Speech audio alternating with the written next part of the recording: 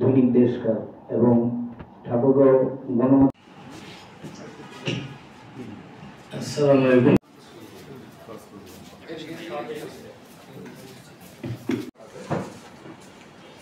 তো সেই বাংলাদেশে আপনি ঠাকুরদের প্রথম পার করে কাজ করব। বিগত শুধু একটা পয়েন্ট বলতে চাই, যে দুইটা পয়েন্ট বলতে চাই। যদিও 2.5 বছরের অধিক সময় আমি সর্বশেষ মিনিস্ট্রিতে ছিলাম ভূমি মন্ত্রণালয়ে।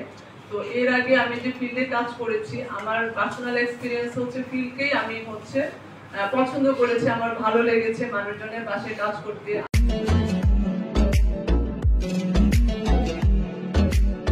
সবাইকে নমস্কার। অ্যাসেম্বলিতে 5-6 দিন ধরে আমাদের গীতা পাঠ চলছে না।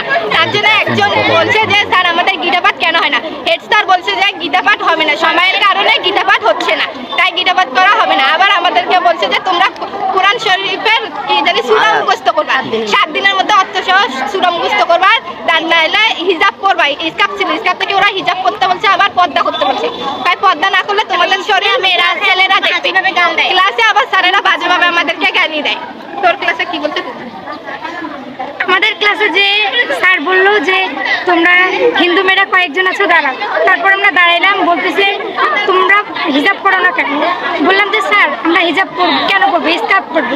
হয় না, তোমরা যে হিজাব করো না, তোমরা রাস্তা দিয়ে যে হাঁটো, ছেলেরা তোমাদের শরীর থেকে আকর্ষিত হয়, এই জন্য তোমাদের হিন্দু মেয়েদের আজকাল বিয়ে হচ্ছে না।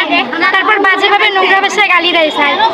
তারপর বলে যে হিজাব পরে আসবে, পরের দিন থেকে পরে আসবা। আর আমাদের পড়ার মাঝে বাজে ভাষা তোমরা যে গীতা পাঠ করবে, তোমাদের বাবাকে কি গীতা পাঠের মাহাত্ম্য বুঝে? আমরা যদি নাম নিতে গেলে কি পড়তাম? ওনার কথা আমরা গীতা পাঠের মাহাত্ম্য বুঝি না, আমাদের বাবা মাও বুঝে না। শরীরে হাত দেওয়ার যে একটা বিষয় উঠছিল, এটা কি সত্যি? আরো এর চেয়ে আরো কত নোংরা ভাষায় কথা বলে, যত নেগেটিভ কথা আছে ক্লাসের মধ্যে বেশি বলে। আমাদের হচ্ছে ধর্মীয় স্যার, মুসলিম ধর্ম ক্লাসে যত নেগেটিভ ধরনের কথা আছে সবকিছু উল্লেখ করে। আর ওনার কথা হচ্ছে বাবা মাকে বাবা মাকে গালি দেয়। বাবা মা এখানে গীতা পড়লে কি হয়, মূর্তি পূজা করে লাভ কি, এসব কথা বলে। অনেক ধরনের কথা বলে। আচ্ছা, সেই স্যারের নাম কি? মৌলভী স্যার। মৌলভী স্যার। উনি শিবলিঙ্গ পূজা করে, শিবলিঙ্গ পূজা কি করলে কি, এটা তো একটা কালো মূর্তি। সব মাপ ছাড়া, একটা ছোট একটা বড়। তারপর বলে তোমাদের মা বাবাকে গীতা পড়ছে, তোমরা গীতার অর্থ জানো যে গীতা পড়তে যাও, অথচ অ্যাসেম্বলি তো ওরা কোরআন শরীফ পড়ে, কোরআন শরীফের অর্থ পর্যন্ত পড়ে। যেখানে অ্যাসেম্বলি 15 মিনিট হওয়ার কথা, সেখানে 20 মিনিট ভাষণ পর্যন্ত দেয়।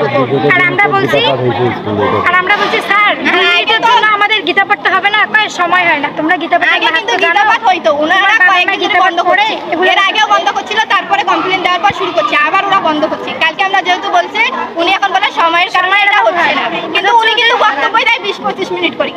অথচ কোরআন শরীফ বলে, আমাদেরকে বলে 1 সপ্তাহের মধ্যে কোরআন শরীফ তোমরা মুখস্থ করে আসবে, নাহলে ছেলেরা তোমাদের শরীর দেখে। এই জন্য ধর্মীয় আমাকে বলা হয়েছে যে আমি শাখা সিঁদুর কেন পড়ি, এই ধরনের কথাবার্তা স্কুলে কেন চলবে?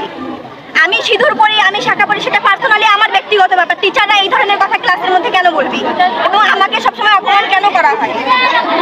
আর একটুতে আমাদের স্কুলে মা বাবার কথা তুলে অপমানিত করা হয়, লজ্জিত হতে হয় আমাদের। আমাদের ধর্ম নিয়ে হলো হাসাহাসি করে, আমাদের ধর্ম হাসাহাসি করে। আমরা যদি কোনো একটি ধর্মীয় অনুষ্ঠান হয়, তারপরে আমাদের বলা হয় আমরা যদি মূর্তিটাকে কিছু করতে পাবে, আমরা যদি কোনো মঞ্চ ঠিক আছে, এখন তো তোমাদের দাবিগুলো কি কি একটু বলো।